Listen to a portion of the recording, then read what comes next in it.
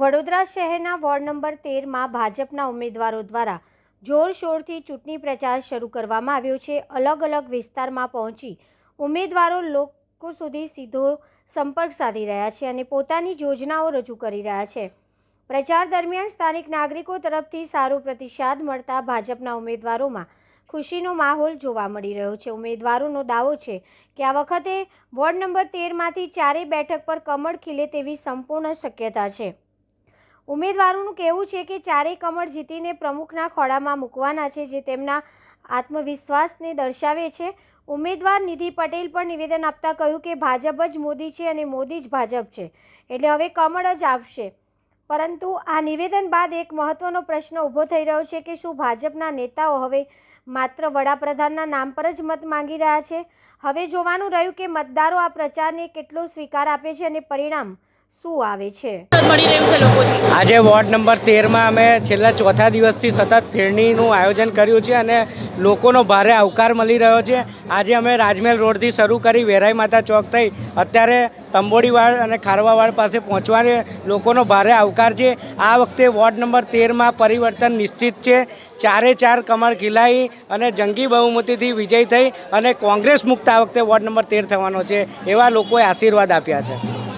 આ મારો પ્રચારનો ત્રીજો દિવસ છે અને જેમનો સાથ મળી રહ્યો છે, સહકાર મળી રહ્યો છે, લોકોનો જે ઉત્સાહ જોવા મળી રહ્યો છે એ ઉત્સાહ છે જે ગયા વર્ષે કામ થયેલા છે એટલા માટે આ ઉત્સાહ છે। ગયા 5 વર્ષના જે બી ટર્મમાં એના બી પહેલાં જેટલા બી ઉમેદવાર છે, ગોપાલભાઈ ગોયલ છે તો એના પહેલાં બી એમને કામ અહીંયા કરેલું છે।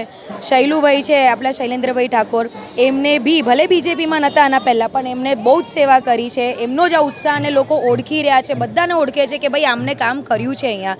અને સાથે સાથે આપણા જે ગીતાબેન છે, ઉમેશભાઈ મકવાનાના જે ધર્મપત્ની છે, ઉમેશભાઈએ બી એઝ અ કાર્યકર્તા અહીંયા ખૂબ જ કામ કર્યું છે, એટલા માટે લોકો જાણી રહ્યા છે અને લોકોમાં અત્યારે કોઈ રોષ નથી જોવા મળી રહ્યો। અગર 100માંથી 1 જણની બી અગર માંગ પૂરી ના થઈ હોય તો એ અમે નોંધ લઈએ છીએ અને એ જેવું અગર અમે લોકો આવી ગયા, પેનલ આવી ગઈ તો 1 જ મેથી અમારું આ કામ ચાલુ થઈ જશે। જે કંઈક બી થતું હોય અમારાથી ટાઈમને બધી જ રીતે સિચ્યુએશનના હિતમાં અગર હોય એ બધું ધ્યાનમાં રાખીને અમે લોકો કામ કરીશું। તમે સમસ્યાનું નિવારણ કઈ રીતે લાવશો? સમસ્યાનું નિવારણ એક કરીને સૌથી પહેલાં અમે કહીએ છીએ ને કે જેવી રીતે રાજ્ય સરકાર અને કેન્દ્ર સરકારની જેટલી બી યોજનાઓ છે, આટલી બધી મોદી સાહેબે આટલી બધી યોજનાઓ કરી છે, તો પહેલાં તો લાભાર્થી એમને બનાવડાવીશું।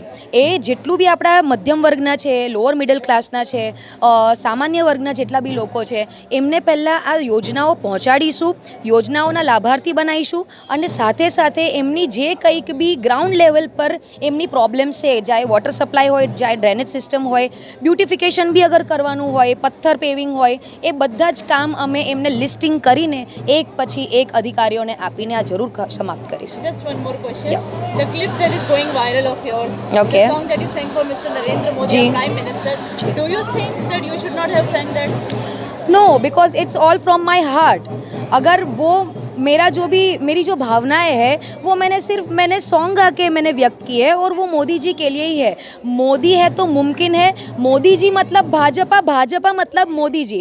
वो क्या है कि 5 उंगलियां अलग होती है, परसेप्शन अलग होते हैं, इसलिए मैंने जो बोला वो लोगों ने कोई और मतलब निकाल दिया, तो कोई टेंशन नहीं। लेकिन लोगों तक ये गूंज पहुंच रही है मेरे गाने की, बस लोगों को पसंद आ रहा है। और ऐसा नहीं है कि सिर्फ गा के हम वोट ले लेंगे, काम करके ही वोट लेंगे। गा के सिर्फ उनका मनोरंजन ही होगा और कुछ नहीं, और वो उनके दिल तक अगर हमारी आवाज़ पहुंचेगी तो ये सबसे बड़ी बात है हमारे लिए।